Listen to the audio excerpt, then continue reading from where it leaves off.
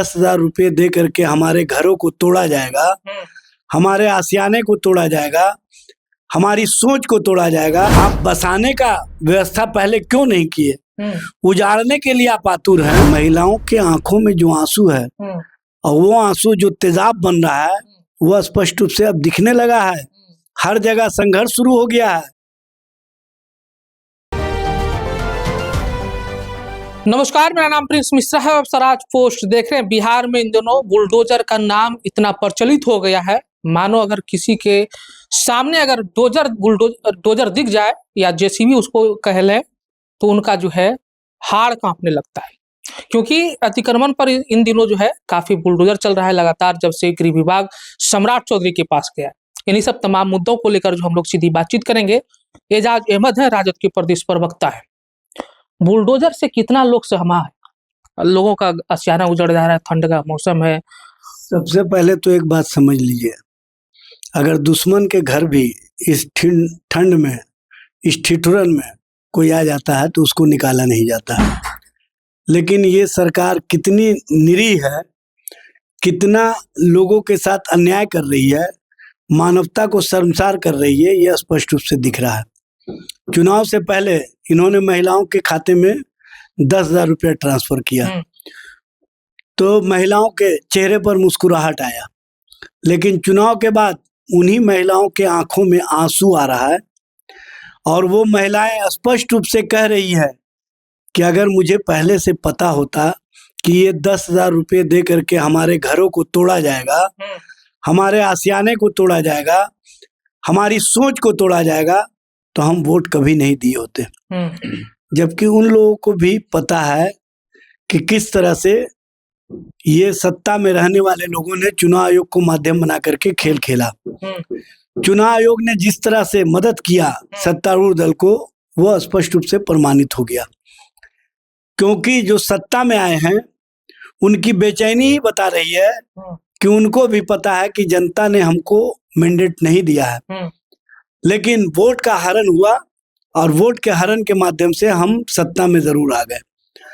तो ऐसी सत्ता जो जनता के माध्यम से नहीं आई हो, जो जनता के द्वारा दिए गए मत से नहीं आए हो, उसका बदला कहीं ना कहीं सत्ता में आने वाले लोग उन लोगों से चुका रहे हैं जो 10,000 रुपये लेने का काम किए।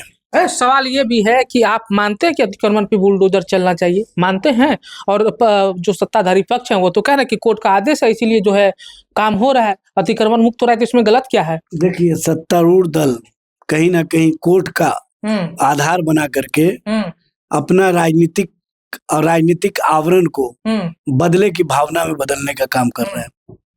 अगर इनको इतना ही आम जन से प्रेम होता, गरीब से, शोषित से, वंचित से प्रेम होता, तो ये कोर्ट में एफिडेविट दिए होते कि 2 महीने का समय दिया जाए, मैं इन लोगों के लिए वैकल्पिक व्यवस्था कर रहा हूँ, उसके बाद हम सारे इंक्रोचमेंट को हटाने का काम करेंगे। आप बसाने का व्यवस्था पहले क्यों नहीं किए? उजाड़ने के लिए आप आतुर हैं। इसका मतलब है कि कोर्ट का ऐसा आदेश नहीं है कि आप किसी को उजाड़ दीजिए ऐसे ठंड के मौसम में। कहीं ना कहीं कोर्ट के आड़ में कोर्ट को भी इन लोगों ने राजनीति या राजनीतिक रूप से उपयोग करना शुरू कर दिया है अपने राजनीतिक सोच को फलीभूत करने के लिए। और ये बुलडोजर जो चला रहे हैं, ये गरीबों पर बुलडोजर इसलिए चला रहे हैं कि सरकार की हनक हम दिखा सकें। गरीबों पर आप हनक दिखा करके, गरीबों की हाय लेकर के आप सरकार का हनक नहीं दिखा सकते। आप लोग लड़िएगा? हम लोग लड़ने की बात कर रहे हैं। हम लोग हर स्तर पर वैसे लोगों का विरोध करेंगे जो बुलडोजर नीति चलाने का काम कर रहे हैं। सड़क पे तो दिखे नहीं, गरीबों से मिलते तो दिखे नहीं, जिनका घर टूटा वहां पे दिखे नहीं आप लोग। भाई, अभी आपको पता है कि चुनाव के बाद परिणाम आते ही ये इस तरह का खेल शुरू कर दिए। अगर मैं सड़कों पर जाऊंगा तो ये लोग उसको दूसरे दिशा में भटकाने का काम करेंगे। जनता ही अब कह रही है कि हमसे वोट लिया, हमारे अधिकार को छीना, हमारा गलती हो गया वोट देके। जनता इतना ही नहीं कह रही है, महिलाओं के आंखों में जो आंसू है और वो आंसू जो तेजाब बन रहा है वह स्पष्ट रूप से अब दिखने लगा है। हर जगह संघर्ष शुरू हो गया है। हर जगह जनता कहीं ना कहीं जवाब दे रही है कि ऐसे अलोकतांत्रिक रवैये को हम लोग बर्दाश्त नहीं कर सकते हैं। देश में जीने का अधिकार मिला हुआ फंडामेंटल राइट्स है, और ये सरकार जीने के अधिकार को भी छीनना चाहती है, और जीने के अधिकार को छीन करके कहीं ना कहीं अपने राजनीतिक रसूख को बनाए रखने के लिए गरीबों पर बुलडोजर चलाना चाहती है। ये बुलडोजर नीति कहीं ना कहीं इनके नीतियों को पूरी तरह से नेस्त नाबूद कर देगी, क्योंकि गरीबों का हाय जितना जल्दी लगता है उतना किसी का हाय नहीं लगता है। ये सरकार गरीबों की हाय ले रही है, ये सरकार टिकने वाली नहीं है। ये तो हमारे साथ एजाज अहमद जिनको सुन रहे थे, इनका साफ तौर पे कहना है कि जो अभी बुलडोजर की कार्रवाई हो रही है, हालांकि हमने जब नीरज कुमार से भी बात की थी तो उन्होंने कहा कि जेसीबी है, नामकरण तो राजद वालों ने बुलडोजर उनका रखा है।